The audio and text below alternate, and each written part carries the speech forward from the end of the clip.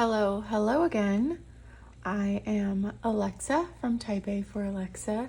If this is your first video, welcome. If you're returning, thanks for coming back. I got feedback on my reading journal flip through that some of you are excited to see flip throughs of my other planners. So I figured we're past halfway through the year. My everyday planner is pretty filled in, and it's probably a good time for a tour.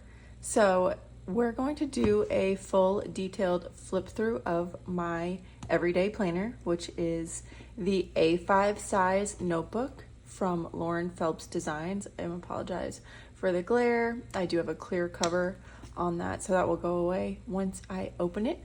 But my clear cover is also from Lauren Phelps Designs, and then this front insert is a sticker from my shop that I do sell in regular vinyl sticker size and then notebook sizes for you to either adhere to the front of your planners or to slide in the cover of your notebook like I did mine. So technically it is removable, but I haven't changed it all year, so it's gonna stay for the rest of the year.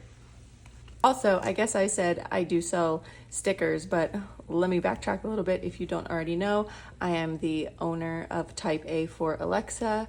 I offer custom planner dividers, dashboards, stickers, pocket folders, mini tabs, lots of stuff. I make lots of stuff for planners.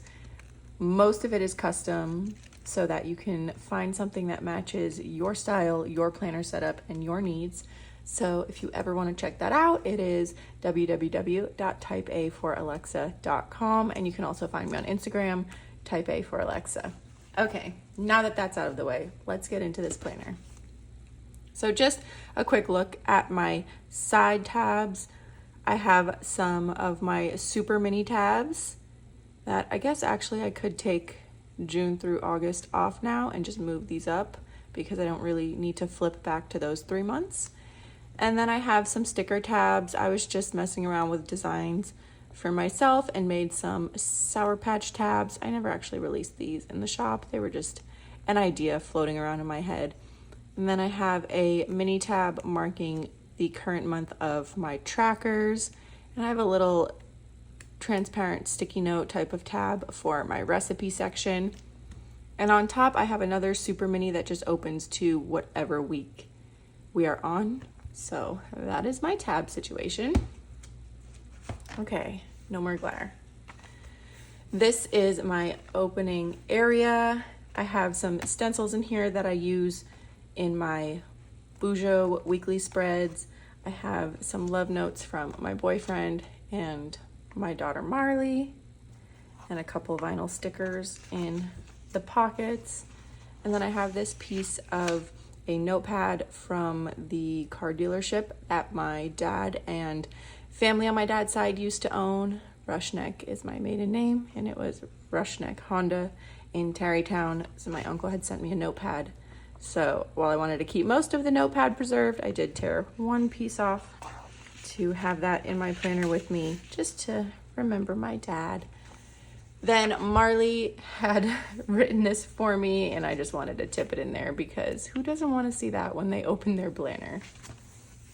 And then I tipped in a piece of this holographic cloud vellum to open up to my sticker collage. I love doing sticker collages on the first page or couple of pages in a new planner.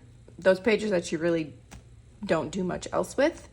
I have plenty of stickers to spare, so this is a good way to use some stickers that have been building up in my stash and kind of introduce my planner. This is all stuff that I love, all stuff that represents me, or stuff that I think is cute.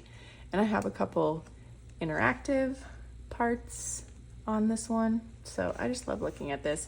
And I really do love the layered look of the little note with the vellum to the sticker collage. And then we have 2 more spots for a sticker collage because this is that page that like sticks to the inside, doesn't really lay correctly. So I wasn't gonna do anything else with it. Might as well use some more stickers. Just lots of stickers from my stash. And we jump right into the monthly spreads. I did start this planner in January of 2024. It is an undated planner, so I didn't technically have to wait until January, but I wanted a full year in the planner because I do keep my planners to look back through.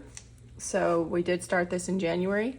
I do a different theme every month or different color scheme. I guess it's not always a theme. So that was January. February, I went a little towards Valentine's, okay, a lot towards Valentine's Day. And I actually love how my monthlies turn out. March, we did some spring colors. April was not a busy month, surprisingly. May, I think I start with the washi and then build it off of that.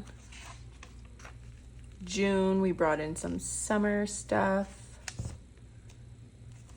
And then, like I said, these are my super mini monthly tabs. These are just teeny tiny little tabs. You can see how they open. You just slide them over a page. They can be used on the top, the side, the bottom. They are not permanent. They are completely repositionable, removable, reusable, and they stay on the page really well. I don't know how often you're ever flipping your planners this aggressively, but even if you were to, the tabs stay on. So I love the super mini tabs. July, we did our family vacation in July. August, I did a back to school theme because here in Florida, we go back to school in August, in the middle of the month. September, still kind of a back to school theme. I just found some of these vinyls that I wanted to still use, and then this washi. Oh, just got an email. October, I have not decorated yet, just laid down some basic stuff. Also have not yet decorated November and have not decorated December. Covering December, the last page is a pocket or like a side loading pocket folder that I make in my shop, make and sell in my shop. If I can grab this with my nails, you can see it slides over a page in your planner so that it stays, doesn't fall out, and it still has the functionality of a pocket.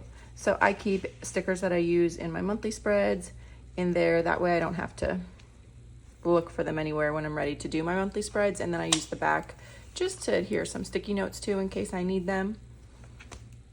I did happen to cover my monthly goals page there because I didn't space this correctly when I was doing it, but that half the year was over anyway, so it doesn't really matter. And I also keep some sticky notes up there. And then I used my first little Sour Patch tab to mark the beginning of the weekly spreads. So let me just show you real fast. This is an undated planner and it isn't structured in the way like a Hobonichi is. It's just grid paper, 4mm Tomoe River paper. So nice.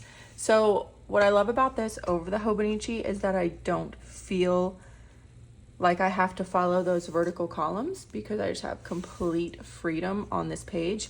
So you'll see through the weeks, sometimes I use vertical cousin kits and they fit perfectly. And then sometimes I go rogue and I'll draw a layout completely different than vertical, or I will use journaling kits and make that fit some way. So I love that I can change it every single week.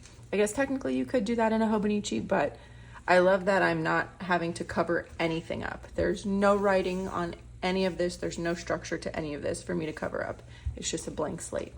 So just a quick flip of my weekly spreads till now.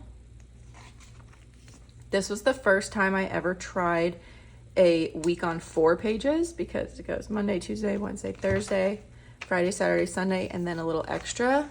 I absolutely loved how this came out, but I realized I don't really have that much going on each day to need this, but I wish I did because I absolutely love that. And then I did another vertical Hobonichi kit.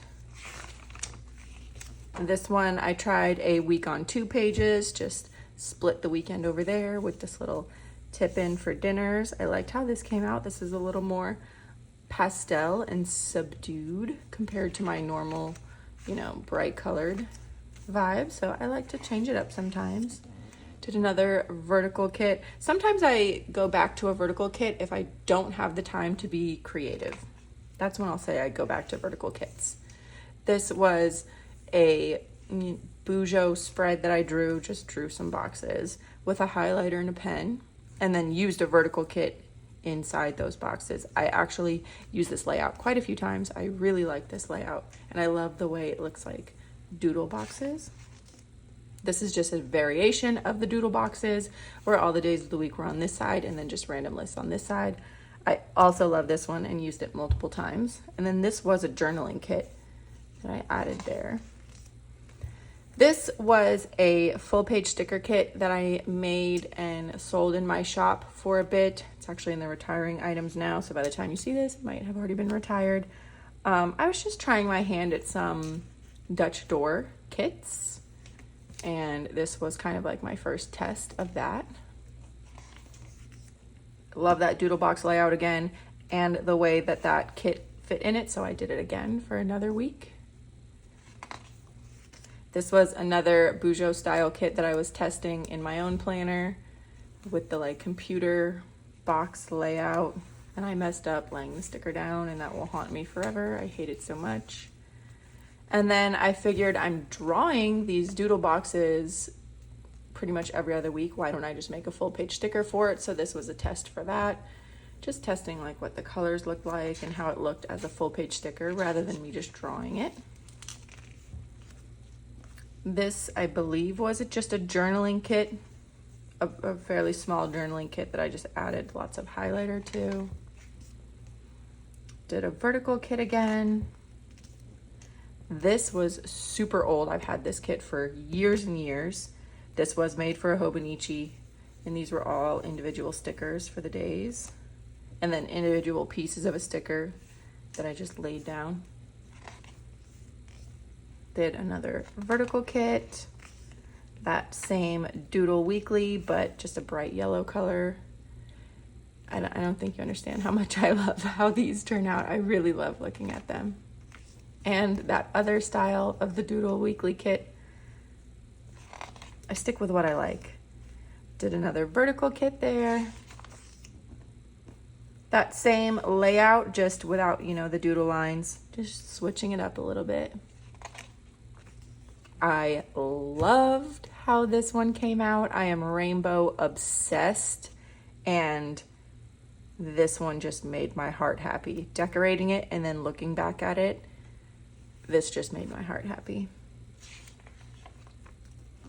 This was my first attempt at a more in-depth hand-drawn Bujo style layout, and I remember it started off okay and then the wheels fell off, and I posted a reel, a step of how I did this step by step and where the wheels fell off and the errors that I see that you may not be able to see. But this was my first attempt at just pen and highlighter and seeing how I did. But you'll see that that started a love for hand-drawn spreads that definitely show up more in the weeks after. This was another one of those full-page Hobonichi kits. A vertical kit. I was very sick this week. I actually had salmonella, so this was all I could get down. And I got the salmonella from cucumbers, so I thought it was funny that the only stickers on here are cucumbers. That same doodle box style layout, just with like a Barbie theme, with a little interactive sticker there. Then a monthly kit, a vertical kit. That same doodle style layout, which I just realized I did not put that dotted line there. And you know what? That we can't just leave that there. Now that my eyes have seen it, my eyes can't unsee it. So we're just gonna fix that. Okay. Different type of doodle box layout with some journaling stickers. Another one of those full page Hobonichi kits that I just kept the middle out because I needed more list room. same type of kit. I was shopping my stash for a long time. I have not purchased stickers in a while. A vertical kit. This was a very old vertical kit. Another vertical kit, and then this starts 4 weeks of hand-drawn Bujo style layouts because I got some new highlighters in a rainbow palette and I wanted to test them out, and I'm actually obsessed with how the next 4 weeks came out. I think it's 4, it might be 3 or 4 weeks. So that was one. This was another because I got a darker set of highlighters in a rainbow palette and just had to try it. So between this rainbow palette and this one, this is just my dream. Bold rainbow, pastel rainbow, that's all I need in life. And then I did this one, which I loved. I added a little Dutch door in the middle so I could still see my work to-dos and my dinners on the calendar, but these were visible on the day that it was necessary, and this was just like a this week box. Loved how this came out. And then this one I actually just did 10 minutes ago. This might be my new favorite. I don't want to say it's my new favorite because it's so different from what is usually my favorite, but I'm obsessed with how this came out. I am very, very happy with it, and I just think it looks so clean and functional. I still have room to add. I just love it so much. So that is the end of my weekly section, and obviously I still have pages to go through the end of the year, but I did in the beginning of the year section off the back half of my notebook into 3 other sections that I knew I would need because I've used this size and style of planner in the years before, so I already knew what I would need. I needed a type A for Alexa section for some shop stuff. I needed a list section just for some random personal lists, and then things like dinner ideas, which I then put my recipes behind that. And then I needed a tracker section because I do track things and hand draw a tracker layout every month. So I did keep these pages in the back for that. And then I just added full page cover stickers to those. This is my type A for Alexa section, obviously. And the first 4 spreads of my type A for Alexa section are these really cute mini calendar stickers just for each month so that I can see what's coming up, if I'm part of any sales, what those dates are, just things that I have to plan for. I don't use this as much as I should, honestly, and I should use it more because it's really cute. So maybe I'll go back plan some of those dates because my shop is much busier than this is letting off. And I can't really show you any of the other pages because a lot of it is ideas, sale information, future projects and plans, collab stuff, but I do decorate every page that I'm writing on with washi in some fashion. So there's just a lot of confidential information here. So we're just gonna go to the next section, which is the lists. This, I might skip a couple of pages, but I just have like restaurants to try. This next one was a date night ideas, my wish list, random to-do lists, some content ideas, and then my page right before my recipe section is dinner ideas because I do plan the whole week's worth of dinners so that I can just buy groceries once a week. And then we go into my recipe section. And yes, for every year I do transfer this information over, so I have to handwrite all of these recipes, but then I realized some of them I could just print on sticker paper and stick it in here. So I have some done like that and some handwritten in. And honestly, I've made all of these things a million times, but my brain just doesn't retain the information. So I always reference this section, and I have a few pages left in case I find any more new recipes before the end of the year. And then finally, my last section is for tracking. I did change this up a couple of months into the year, but it pretty much stays the same. I started out tracking my sleep, whether I had a panic attack or anxiety, the days of the month that I worked out, whether I drank or smoked that day, not cigarettes, if you know what I mean, and then tracking my cycle and my overall mood or feeling of the day. And then I was tracking my beginning and ending weight of every month, and I would just have each page with a little washi strip and the monthly header, and then before the first of the month I would just draw this layout and obviously fill it in as the month went on. But I started realizing that my beginning and ending weight was not changing, so I did change that up a couple months in. But then I also decided to add these blank monthly calendar stickers to this side, because March was the month that I decided, because my weight is not going anywhere, even though I think I'm eating right and working out as much as I can, we need to switch it up a little bit. So I decided to kick fast food, kick candy, and try to add more fruits and vegetables to my diet. And you can see kind of like the weekend that I decided to do all of this. I was on vacation this week. That's why I ate candy, because like on an airplane, is there anything else to eat but candy? But right when I came back from that, I really worked on kicking my candy habit, and I stopped eating fast food. So this became very useful to me and almost a challenge to myself, because I could visually see what days I was being successful with my goals and which days I was failing at my goals. So I kept this for the rest of the year. So April, I added another calendar. I wanted to see how often during the month I would drink alcohol, or aim to just drink alcohol less. Really, I'm only a weekend drinker, but I just wanted to kind of track that too, because I was really trying to figure out why my weight beginning and ending of the month was staying the same. In May, I went with my black and white version, as I had used the colored versions every month, and decided to switch it up with the random colored dots, but that became way too much of a hassle to figure out which color was next, so I only did that for 1 month. And then I also decided that I wanted to see what my workouts look like on this type of spread rather than this type.